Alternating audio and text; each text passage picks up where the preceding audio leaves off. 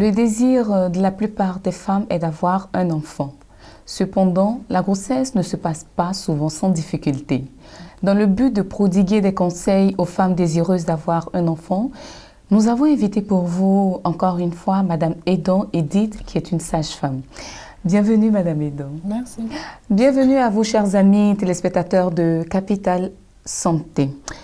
Alors, Madame Edon, aujourd'hui, nous allons plus parler de la grossesse, mais aussi des complications qu'on rencontre tout au long de la grossesse et même encore de l'accouchement. Mais avant, nous allons quand même parler des diagnostics précoces de la grossesse. Merci beaucoup. Effectivement, la grossesse est un état que chaque femme voudrait vivre, voilà, pour donner naissance à un enfant. Et pour contracter une grossesse ou pour savoir qu'on a contracté une grossesse, il y a des éléments, voilà, à vérifier ou à surveiller pour être sûr qu'on a contracté une grossesse. Alors, quels sont ces éléments?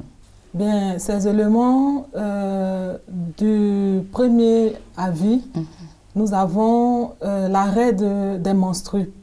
L'arrêt des menstrues qui donne déjà une idée à la femme sur la grossesse, sur un état éventuel de grossesse. Alors après l'arrêt des menstrues, nous avons quelques transformations physiques qui interviennent également au niveau de la poitrine de la femme, au niveau de son aspect physique même. Voilà, elle peut avoir par exemple le visage un peu bouffi, elle peut aussi avoir la température un peu plus élevée que la normale. Elle peut sentir, par exemple, quelques douleurs au niveau du pelvis, c'est-à-dire du bas-ventre. Voilà. Et tous ces signes-là peuvent déjà interpeller une femme par rapport à un état de grossesse. Alors, parlant d'arrêt de menstrues, est-ce que ce sont tous les arrêts de menstrues qui signalent la présence d'une grossesse? Eh bien non, justement. Il peut y avoir des situations où l'arrêt de menstrues n'est pas forcément un début de grossesse. Dans le cas d'infection gynécologique, il peut y avoir arrêt de menstrues. Dans le cas d'infection également de l'appareil urinaire, il peut y avoir un arrêt de menstrues ou même de maladies liées à l'appareil génital. Je donne un exemple. Pour les femmes qui ont des dystrophies ovariennes, par exemple, il y a un arrêt de menstrues. Alors, qu'est-ce que... La dystrophie ovarienne, qu'est-ce que c'est? C'est une malformation des ovaires, tout simplement.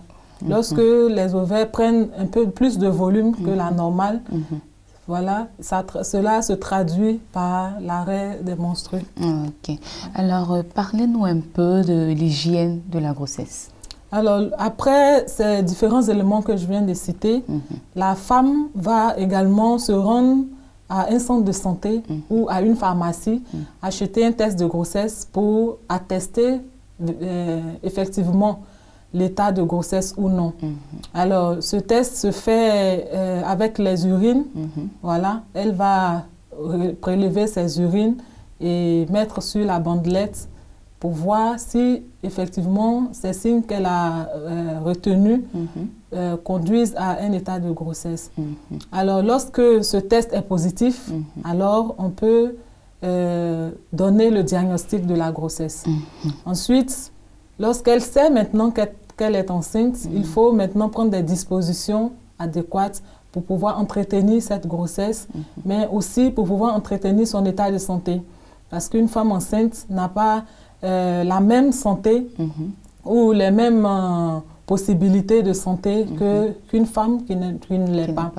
Voilà. Alors, parlons un peu des premiers moments, des premiers soins prénataux, si je peux m'exprimer ici. Oui, bien sûr, c'est le thème. À quel moment est-ce qu'on doit consulter une sage-femme? C'est-à-dire, à quel moment est-ce qu'on doit commencer à se rendre à l'hôpital? Pour suivre des soins. Déjà, lorsqu'on a le diagnostic de la grossesse, on peut aller au centre de santé, voir la sage-femme ou un gynécologue, et pour pouvoir en savoir davantage pour celles qui contractent la grossesse pour la première fois, sur la conduite à tenir au cours de la grossesse. Et généralement, à partir du premier trimestre de la grossesse, c'est-à-dire les 3 premiers mois, la femme enceinte doit déjà contacter un centre de santé. Voilà. Parce qu'au cours de ces 3 premiers mois, nous avons la formation du fœtus qui se fait. Et au cours de cette formation, il peut y avoir des anomalies qui s'installent. Et donc, si la femme ne contacte pas un centre de santé, elle pourra avoir, par exemple, un enfant mal formé ou un enfant qui a des difficultés de croissance voilà, dans l'utérus et tout cela. Donc, quand elle vient au centre de santé dans le premier trimestre, on va lui donner un bulletin de santé, voilà, pour pouvoir éliminer des éventualités d'infection du sang qui pourraient conduire, bien entendu, aux différentes malformations dont je viens de parler. Ok. Pour parler toujours des soins médicaux, alors quels sont les différents types de soins que vous apportez aux femmes depuis le premier trimestre de la grossesse jusqu'à terme? Il y a les consultations prénatales qui se font chaque mois et le nombre requis de consultations prénatales qu'on demande à une femme enceinte s'élève à 4 obligatoires. On peut dépasser 4 consultations si on respecte exactement les différentes périodes de consultation. Mais il est demandé 4 au moins à une femme qui est en grossesse. Et au cours de ces consultations-là, on ausculte la femme, on vérifie ses constantes pour voir si elle est en bonne santé physique. On vérifie aussi l'état du bébé qui est dans son ventre, s'il est en état normal, s'il a des battements cardiaques normaux et tout cela. On contrôle également l'état de santé du bébé. Tout cela se fait au cours des consultations prénatales. Alors parlons de la santé du bébé. Puisqu'il est à l'intérieur du ventre de la maman, comment est-ce que vous arrivez quand même à percevoir les anomalies du fœtus? Eh bien, on perçoit cela seulement à l'échographie. Justement, quand la femme arrive à la consultation prénatale, déjà dans le premier trimestre, comme le bébé est en train d'être formé, de se former, on demande une échographie pour voir s'il n'y a pas d'anomalie, s'il n'y a pas de frein à son développement, par exemple, s'il n'y a pas de maladie également. Donc, avec l'échographie, nous travaillons à chaque consultation sur les femmes enceintes. Donc, contrairement à ce que certaines personnes pensent, que comme quoi c'est parce que soit la sage-femme ou le gynécologue qui est chargé de faire l'échographie veut se faire dessous, c'est plutôt pour savoir l'état de santé de l'enfant qu'on demande aux femmes enceintes de faire les échographies. Bien entendu, bien entendu, parce que déjà au premier trimestre, on peut déceler des anomalies qui pourront, par exemple, éviter à la femme d'avoir un bébé mal formé ou un bébé en mauvais état. Et donc, dans notre milieu, on appelle cela une interruption médicale de la grossesse. Si le fœtus est atteint de malformations graves qui pourraient lui coûter la vie, par exemple, à l'accouchement, pour éviter que la maman n'aille jusqu'à ce niveau-là, le gynécologue prend la décision, par exemple, d'interrompre la grossesse. Donc, les échographies sont très importantes, voilà, pour déceler ces anomalies et pour aussi permettre à la femme de mettre au monde un enfant sain et viable. Alors, parlant de malformations de fœtus dont vous parlez, qu'est-ce qui peut entraîner ces malformations? Ces malformations, en général, sont entraînées par des infections de la maman. Voilà. Il y a certaines infections de la mère qui sont transmises directement au fœtus, comme l'infection à la syphilis, voilà, à la toxo. Et il y a aussi la rubéole, qui, si la maman a ces maladies-là, peuvent jouer sur le développement du bébé. Donc déjà au premier trimestre, on donne le bilan pour pouvoir déceler ces maladies afin de pouvoir traiter la femme pour ne pas que ça influe sur le bébé. Alors qu'est-ce que c'est que la toxo dont vous parlez? La toxo, c'est une maladie qui généralement est contractée à partir de la viande que la maman consomme. Voilà, la viande mal cuite, de bœuf, de mouton aussi, mais plus de porc, de chat. Voilà, c'est dans ces éléments-là que ce microbe-là se trouve. Donc, quand les femmes viennent, on leur demande d'arrêter de consommer beaucoup de viande. Beaucoup de viande. Donc, ce qui veut dire que pour avoir une grossesse normale, pour avoir un bébé bien portant, cela y va aussi de l'alimentation de la maman. Alors, en tant que sage-femme, qu'est-ce que vous conseillez en plus d'enlever déjà, si je peux m'exprimer ainsi, la viande du régime alimentaire de la maman? Quel genre d'alimentation est-ce que vous conseillez généralement à ces mamans? Alors, la femme enceinte doit faire attention à son alimentation, comme tu viens de le dire, et elle doit beaucoup éviter les épices. Les épices. Voilà, parce que déjà l'état de grossesse provoque l'acidité, les remontées gastriques. Voilà, les remontées gastriques, bien entendu. Donc, elle doit éviter les épices. Elle doit aussi manger beaucoup de feuilles. Voilà, beaucoup de feuilles pour pouvoir compléter justement le besoin en sang. Voilà, en acide ferrique pour alimenter le fœtus. Voilà.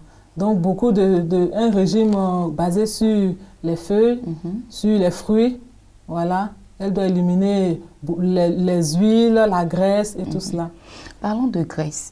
Je sais que le lait contient quelque part quelques graisses. Alors, que pensez-vous de ces femmes qui disent qu'elles ont besoin d'assez de lait, par exemple, pour que leur bébé puisse avoir peut-être un beau teint? Non, je dois consommer assez de lait parce qu'il paraît que cela donne un très beau teint à l'enfant et tout ça. Ah, d'accord. Bon, en fait, le lait en lui-même, la graisse du lait n'est pas tellement élevée par rapport à la graisse qui se trouve dans la viande. Donc, le lait avec ses nutriments importants peut être consommé par la femme enceinte. J'aimerais qu'on revienne un peu sur les consultations prénatales. Tout à l'heure, vous avez dit que la femme avait besoin au maximum de 4 de 4 interventions. Alors, comment est-ce que cela se fait? Est-ce par trimestre ou par mois? Par mois. Par mois. Les consultations prénatales se font par mois. Alors, lorsque la femme contacte le centre de santé, déjà, il lui a donné un rendez-vous. Voilà, chaque mois. Chaque mois. Chaque mois. Maintenant, si, par exemple, elle contacte le centre de santé en début de grossesse, c'est sûr qu'elle va dépasser les 4 consultations. Les 4 consultations. Voilà. OK. Parlons maintenant des complications au cours de la grossesse. Il existe des femmes qui ont des grossesses normales, c'est-à-dire sans aucune maladie, et qui arrivent normalement à terme. Par contre, il y en a d'autres qui sont tout le temps malades, ou d'autres qui ont carrément leur enfant qui souffre, et d'autres encore même qui font des fausses couches. Alors, qu'est-ce qui peut provoquer ces complications-là durant la grossesse? Bien, il y a beaucoup de causes de complications au cours de la grossesse. Et la première cause, d'abord, c'est l'absence de consultation prénatale. Parce que, comme je l'ai dit, les consultations prénatales permettent de déceler déjà les problèmes qui peuvent y avoir au cours de la grossesse. Alors, l'absence de consultation prénatale, également les infections. Les infections peuvent conduire à des complications au cours de la grossesse. Par exemple, nous avons une complication nommée hydramnios qui se caractérise par l'abondance ou la surabondance du liquide amniotique, voilà, dans lequel le bébé se trouve. Et cette affection-là est causée par les infections que la maman pourrait avoir. Voilà. Donc, au cours des consultations prénatales, on peut éviter ou prévenir même ces complications. Il y a aussi la toxémie, voilà, la toxémie gravidique, qui est une affection très grave au cours de la grossesse, qui conduit souvent la maman dans des crises convulsives et qui peut même entraîner la mort. Donc, il y a beaucoup de complications que l'on peut rencontrer au cours de la grossesse. Mais étant donné la présence des consultations prénatales, on peut aussi éviter ces complications. Alors, merci beaucoup, Madame Edon. Le bon déroulement d'une grossesse aboutit forcément à un accouchement, n'est-ce pas? Sûr. Alors, lorsqu'une femme arrive à terme, comment peut-elle savoir que le travail a véritablement commencé? Alors, c'est une expérience particulière, voilà, particulière que chaque femme en grossesse vit. Et je dirais qu'il n'y a pas de, comment on dit, d'élément type à donner à une femme qui est à terme pour lui signifier qu'elle est en travail. Déjà, au 9e mois de la grossesse, il y a des signes précurseurs qui annoncent le travail. Le premier signe, c'est les douleurs pelviennes, c'est-à-dire les douleurs au niveau du bas-ventre qui vont signaler à la femme que le bébé est prêt à venir. Il y a aussi la fatigue que la femme va ressentir. Elle se sent lourde, fatiguée, elle dort beaucoup. Voilà, ces quelques signes-là vont déjà interpeller cette femme-là que bientôt elle sera en travail. Maintenant, le travail proprement dit est caractérisé par des douleurs intenses, voilà, du ventre, pour me faire comprendre. D'accord, voilà, des contractions. Donc, voilà, des contractions utérines qui sont régulières. Voilà, parce qu'il y a le faux travail aussi. Donc, si la femme a des contractions utérines régulières qui durent 10 minutes, alors elle saura qu'elle est en travail. Il y a aussi l'écoulement de la glaire cervicale qui indique que la femme est en travail. Donc, tous ces éléments-là vont l'interpeller et la conduire au centre de santé. Alors, une fois au centre de santé, quels sont déjà les premiers soins qu'on donne à cette femme-là? Alors, quand une femme est admise en salle d'accouchement, d'abord, elle est installée. On vérifie et on contrôle ses constantes, voilà, pour voir si elle est dans un état physique normal. Et après cela, on prend ses mensurations. Après les mensurations, on va faire l'examen pour effectivement poser le diagnostic du travail. Voilà. Alors, une fois qu'elle est installée et que vous avez pris toutes ces constantes-là, maintenant, on procède à l'accouchement. Mais généralement, bon, pas généralement, il arrive des cas dans lesquels où les femmes là, sont confrontées à d'énormes difficultés. Alors, combien de temps d'abord doit prendre un accouchement? C'est-à-dire pendant combien de temps une femme peut accoucher? Et puis, quelles sont ces complications-là qui font que la femme n'accouche pas dans ce délai. Voilà, dans ce délai-là? Bien, je pense que la question que tu poses, c'est la durée du travail. Voilà, la durée du travail. Alors, pour une femme qui vient premièrement accoucher, la durée du travail est comprise entre 14 heures et 12 heures de travail. Et pour une femme qui a déjà accouché plusieurs fois, 2 ou 3 fois, elle est comprise entre 8 heures et 6 heures. Alors, hormis ce laps de temps, on entre dans la phase de complication. Voilà. Et donc, bien entendu, il y a certains cas où il arrive de voir des complications qui surviennent au cours du travail. Et ces complications-là sont dues à plusieurs causes. Et comme on le sait, en Afrique, et principalement en Côte d'Ivoire ici, à la maison déjà, lorsque la femme sait que sans qu'elle a des contractions, la famille lui donne des médicaments pour l'aider à accoucher. Facilement, et comme on le voilà, dit. À accoucher facilement. Et ces médicaments-là peuvent conduire à des complications. Parce que, comme je l'ai dit, lorsque la femme vient, on l'examine pour poser le diagnostic du travail. Et à la maison, il n'est pas fait cet examen. Et donc, si les médicaments sont donnés un peu trop tôt, alors cela conduit à des complications, certainement. Ok. Parlons un peu de la césarienne. Effet de mode ou une sorte de délivrance pour la femme. Aujourd'hui, on remarque que nombreuses sont ces femmes-là qu'on appelle ça, qui accouchent par césarienne. Alors, parlez-nous un peu de la césarienne. Qu'est-ce qui peut amener une femme à subir une césarienne? Ok. Pour la césarienne, je dirais que c'est un moyen d'accouchement également, puisque maintenant, on accouche soit par voie basse, soit par voie haute, signifiant la césarienne. Et normalement, la césarienne est un accouchement qui permet à sauver la vie de la femme et de son bébé. Voilà. Donc, c'est une indication d'accouchement en réalité. Et comme on l'a vu tout à l'heure, les complications qui surviennent au cours du travail conduisent inévitablement à une césarienne. Parce qu'aujourd'hui, la politique, c'est de préserver la vie de la maman et la vie de son enfant. Alors, si on peut sauver les deux vies, je pense qu'il serait utile de recourir à la césarienne.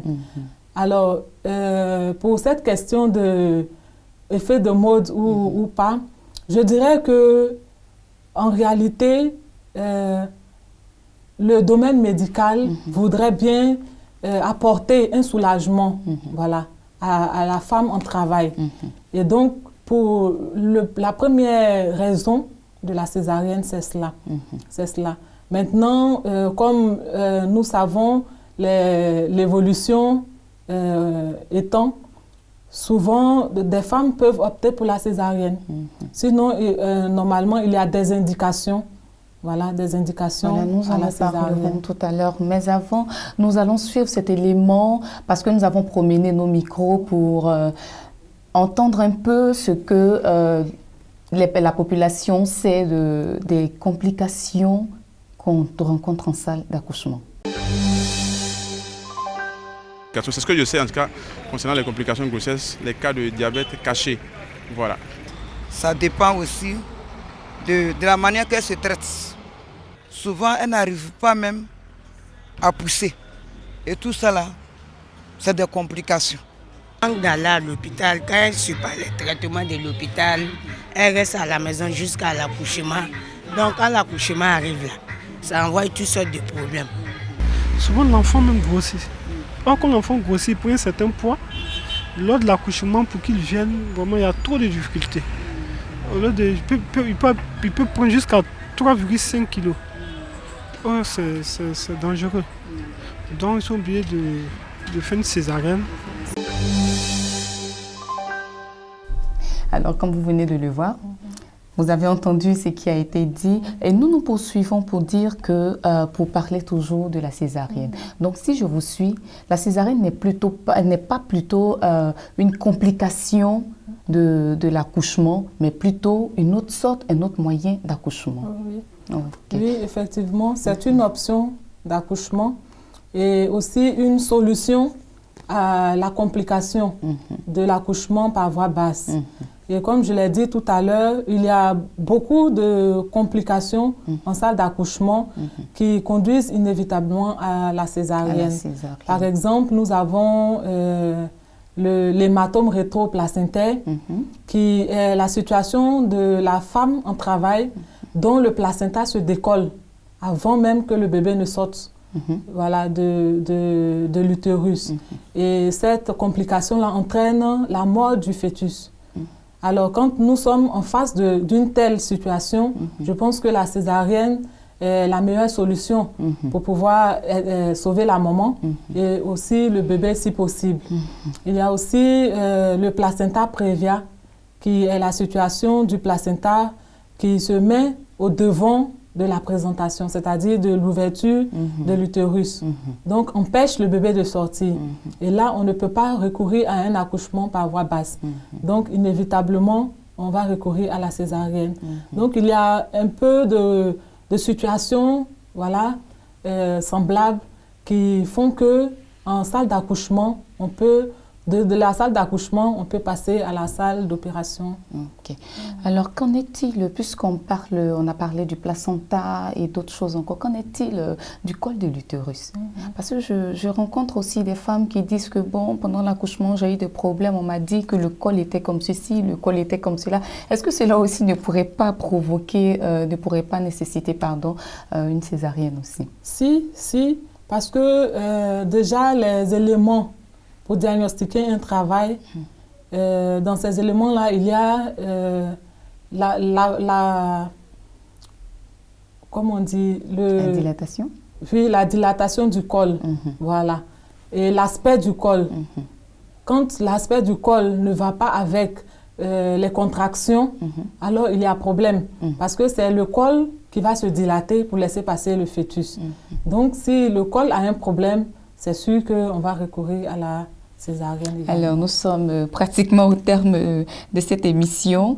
Le temps qui nous est imparti n'est pas assez pour qu'on puisse entrer dans les détails même de ce très beau sujet. Alors, quelles sont les indications de la césarienne?